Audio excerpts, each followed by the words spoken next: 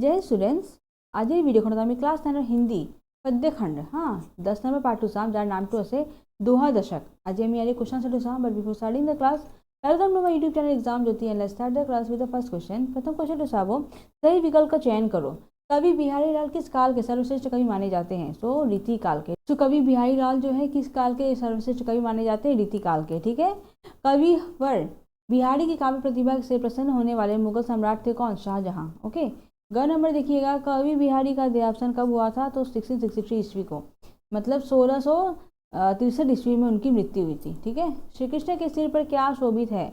तो मुकुट। मुकुट जो है उनके सिर पर शोभित होता है। तो श्री कृष्ण के सिर पर क्या शोभित है? मुकुट। नेक्स्ट देखिएगा, कवि बिहारी ने किन्हें सदा साथ रहने वाली संपत्ति माना है? सो यदुपति कृष्ण को। ठीक है। कृष्ण जी को कहा है उन्होंने, जो सदा साथ संपत्ति निभाते हैं, मानते रहते हैं। ओके। नेक्स्ट देखिएगा क्वेश्चन, निम्नलिखित कथन शुद्ध है कि अशुद्ध बताइए।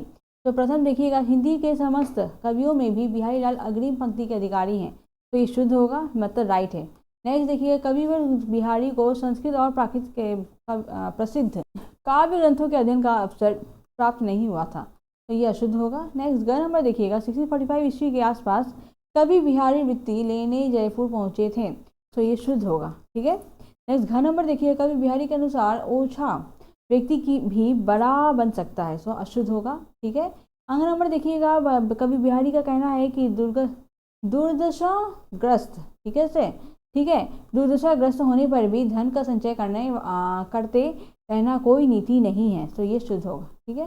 नेक्स्ट का पूर्ण वाक्य में उत्तर दो। प्रथम पहला क्वेश्चन देखिए, कवि बिहारी ने मुख्य रूप से कैसे दोहों की रचना की है? तो कवि बिहारी ने मुख्य रूप से प्रेम श्रृंगार, ठीक है, प्रेम श्रृंगार और गौण रूप से भक्ति, ओके, एवं नीति परक दोहों की रचना की है। ओके। ख नंबर देखिए, कविवर बिहारी किन के आग्रह पर जयपुर में ही रुक गए? वो किन के, मतलब आग्रह मतलब क्या? रिक्वेस्ट। किन्होंने उनसे रिक्वेस्ट करी थी कि आप जयपुर में ही रुक जाइए? तो कविवर बिहारी महाराज जयसिंह और चौहानी रानी के आग्रह पर, ठीक है, उनके आग्रह पर जयपुर में ही रुक गए थे। ठीक है।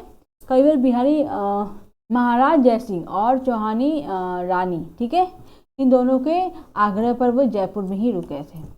कवि बिहारी की ख्याति का एकमात्र आधार ग्रंथ किस नाम से प्रसिद्ध है? तो कवि बिहारी की ख्याति का एकमात्र आधार ग्रंथ बिहारी सतसई, ठीक है से, ठीक है, बिहारी सतसई नाम से प्रसिद्ध है। नेक्स्ट घ नंबर देखिएगा, किसमें किससे 100 गुनी अधिक मादकता होती है? सोने में धतूरे से 100 गुनी अधिक मादकता होती है। ओके।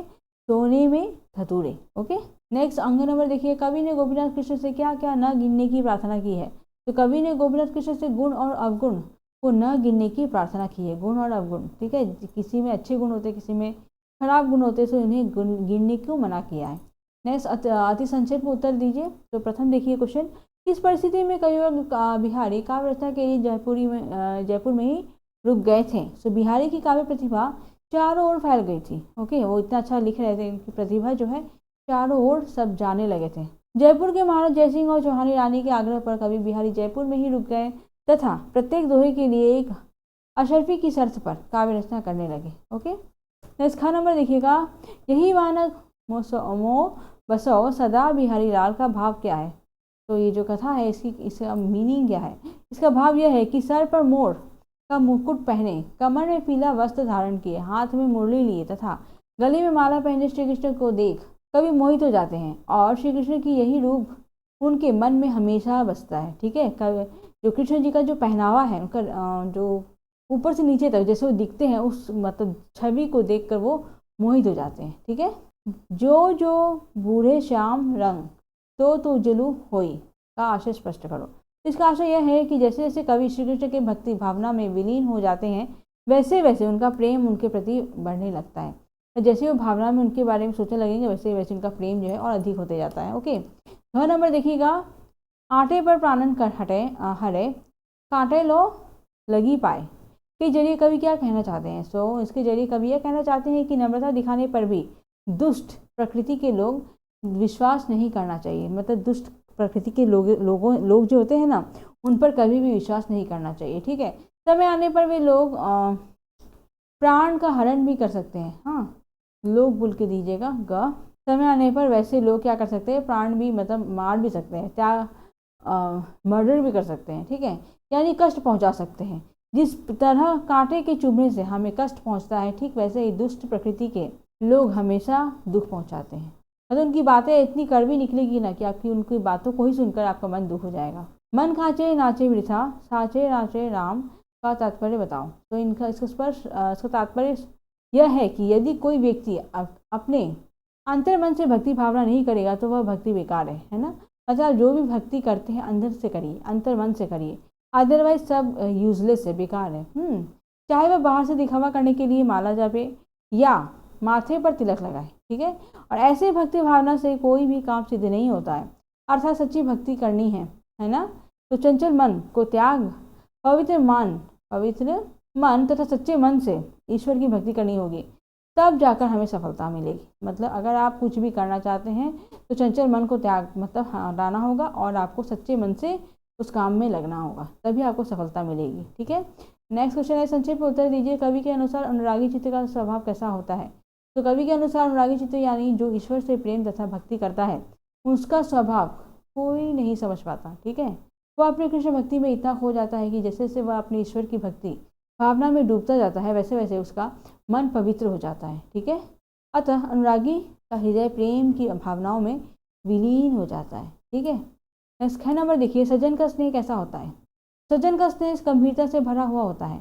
सज्जन की स्नेह की गंभीरता कभी कम नहीं होती। हाँ, जिस तरह मंजीठ के रंग से बना कपड़ा भले ही पुराना होकर फट जाए, ठीक है, होकर फट जाए, उसका रंग कभी भी फीका नहीं पड़ता, ठीक है। ठीक उसी तरह सज्जन का स्नेह भी कभी फीका नहीं पड़ता। मतलब कपड़ा जो है फट जाता है लेकिन देखने में वैसा ही अच्छा लगता है, सेम वैसे ही सज्जन का रंग जो है फीका पड़ जाएगा, लेकिन वो कभी भी उसका जो स्नेह होता है वो कभी कम नहीं होता है। ओके, धन के संचय के संदर्भ में कभी मैंने कौन सा उद्देश्य दिया है। धन के संचय के संदर्भ में कवि ने उपदेश दिया है कि वह धन किस काम का जो विपत्ति के समय काम ही ना आए, ठीक है। अगर आपके पास धन है और अगर प्रॉब्लम आया आप उसको यूज़ नहीं कर पा रहे तो उस धन का कोई यूज़ नहीं है, ओके, व्यर्थ है वैसा धन। अर्थात धन संचय करना चाहिए, लेकिन ऐसे बहुत से लोग हैं जो अपनी बुरे परिस्थितियों या दुर्दशाग्रस्त होने पर भी ध्यान का प्रयोग नहीं करते। ध्यान नहीं, धन होगा, ठीक है, धन का प्रयोग नहीं करते। यहाँ तक कि बेकार पड़े धन को मदद के लिए दूसरों को भी नहीं देते। अगर किसी को प्रॉब्लम है तो भी उन्हें नहीं देते। इसलिए कवि का उपदेश है कि उतना ही धन संचय करो जितना जीवन में जीने के लिए काम आए, ओके। और जीवन में जितना आपको जीने के लिए पैसा चाहिए उतना ही आप संचय करिए। हाँ, बिना किसी काम आए धन की संचय से हमें क्या मिलेगा। इससे अच्छा है उस धन को विपत्ति में पड़े लोगों की सहायता में लगाएं। अगर कोई प्रॉब्लम में है तो उससे आप हेल्प करें पैसा देकर, ठीक है। बट ऐसा नहीं है कि आपने बहुत पैसे कमा लिए और आप उसको जमा कर रहे हैं। वैसा पैसा कोई लाभ नहीं होगा आपके लाइफ में, ठीक है। दुर्जन के स्वभाव के बारे में कवि ने क्या कहा है। तो कवि ने हमें दुर्जन व्यक्ति से सावधान रहने को कहा है। उन पर तुरंत विश्वास न करने की सलाह दी है, क्योंकि वह दुर्जन व्यक्ति हमेशा ही दूसरों को कष्ट पहुंचाते हैं, यहाँ तक कि अवसर पाते ही प्राण भी हरण कर सकते हैं। अतः कवि ने दुर्जन व्यक्ति को कांटे के समान माना है। हाँ, जिस तरह कांटा चुभने पर कष्ट पहुंचता है वैसे ही दुर्जन व्यक्ति हमेशा कष्ट ही पहुंचाते हैं।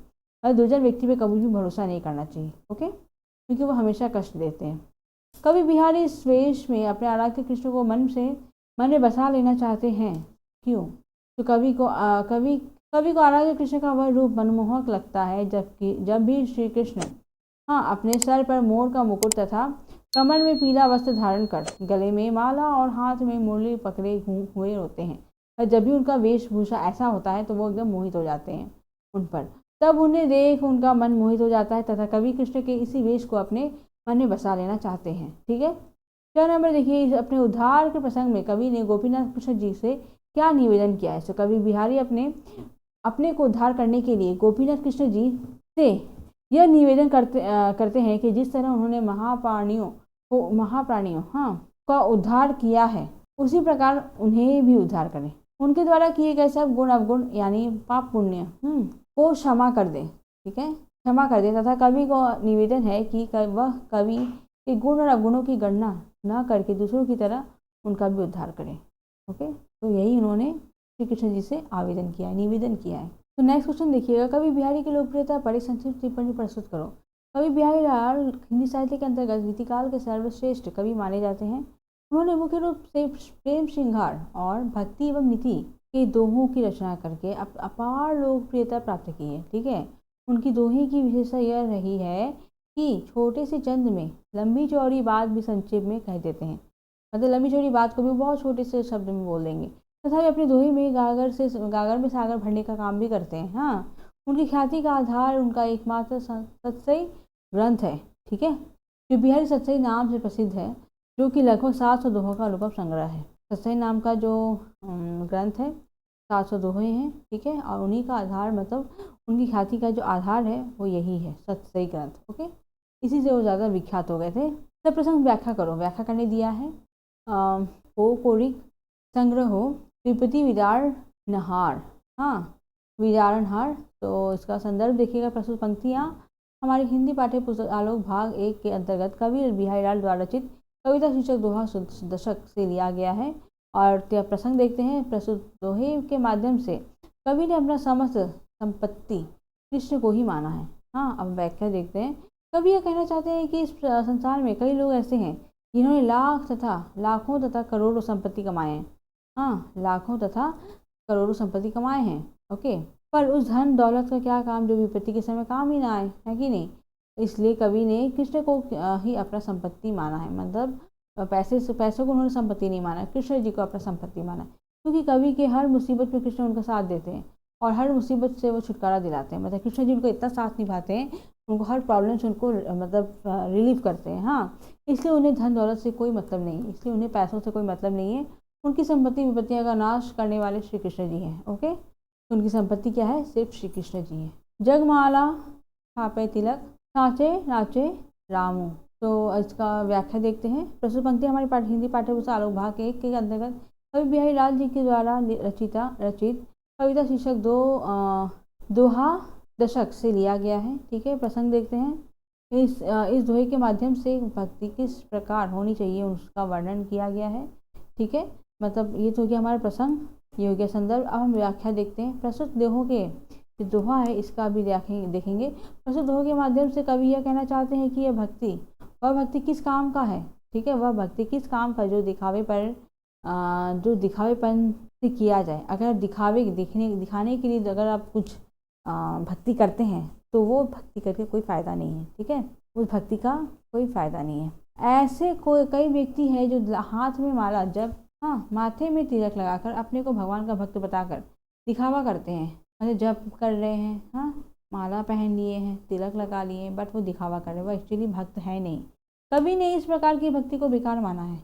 और जिस भक्ति में सच्चे मन से ईश्वर की भक्ति होती है, जिसमें निस्वार्थ की भावना होती है, ठीक है, वही सच्ची भक्ति कहलाता है। और जिसमें कोई मतलब स्वार्थ नहीं होता ना, उससे हमें क्या कहते हैं, भक्ति कहते हैं, सच्ची भक्ति। इसलिए हमें अपने चंचल मन को त्याग कर सच्चे तथा शुद्ध मन से भक्ति करनी चाहिए।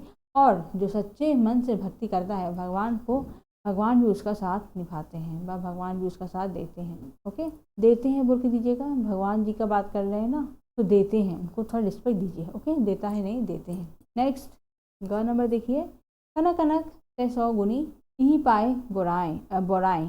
तो अभी इसका देखते हैं व्याख्या। ये जो हमारा दोहा है, प्रस्तुत पंक्ति हमारे पाठ्य पुस्तक हिंदी आलोक भाग 1 के अंतर्गत कवि बिहारी लाल जी के द्वारा रचित कविता शीर्षक दोहा दशक से लिया गया है।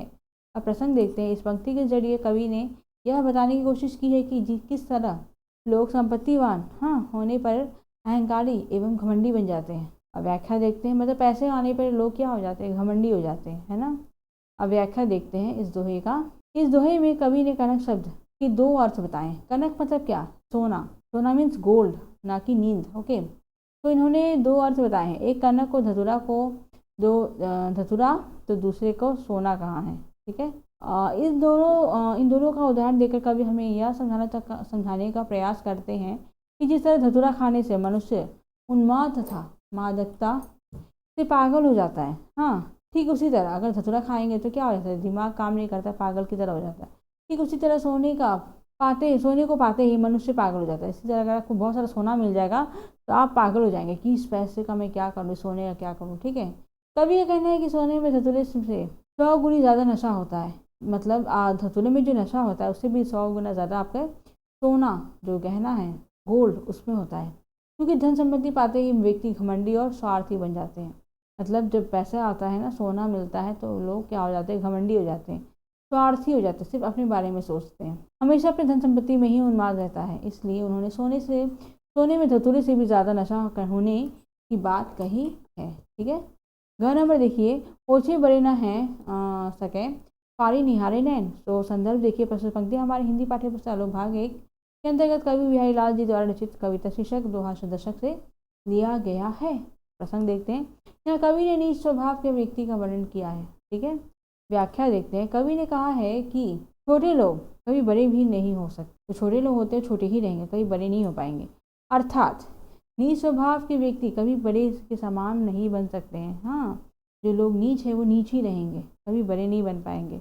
जिस प्रकार लाख कोशिश करने पर भी हम आकाश की सीमा का विस्तार नहीं कर सकते, ठीक उसी प्रकार हाँ जिस तरह अपने आँखों का जितना भी बड़ा करके देखें तब भी आँख अपने स्वाभाविक आकार से बड़ी नहीं हो पाती। आप कितना भी आँख बड़े कर लें, ऐसा नहीं कि बहुत बड़ा हो जाएगा। अर्थात जो नीच स्वभाव का व्यक्ति है वह लाख कोशिश करने पर भी महान नहीं हो सकता। ठीक है, जो लोग नीच है वो नीच ही रहेंगे, कभी महान नहीं बन पाएंगे। और ये हमारे वीडियो का लास्ट क्वेश्चन था और यहीं पर हमारा ये वीडियो समाप्त होता है। अगर वीडियो पसंद आया तो लाइक बटन प्रेस करिएगा और अगर सब्सक्राइब नहीं किया हमारा चैनल एग्ज़ाम ज्योति सब्सक्राइब करिएगा। जितना हो सके कमेंट्स करिएगा, हमें बताइएगा कैसा लगा आपको वीडियो और आपको क्या क्या चाहिए, वो सब भी हमें कमेंट करके बताइएगा। ठीक है, और जितना हो सके शेयर करिएगा हमारे वीडियोज़ को आपके सोशल मीडिया में, जैसे व्हाट्सएप हुआ, फेसबुक हुआ, ट्विटर, ओके, अगर आपका है तो। ठीक है, इतना करके आप हमें सपोर्ट कर सकते हैं। Thank you for watching. जय हिंद।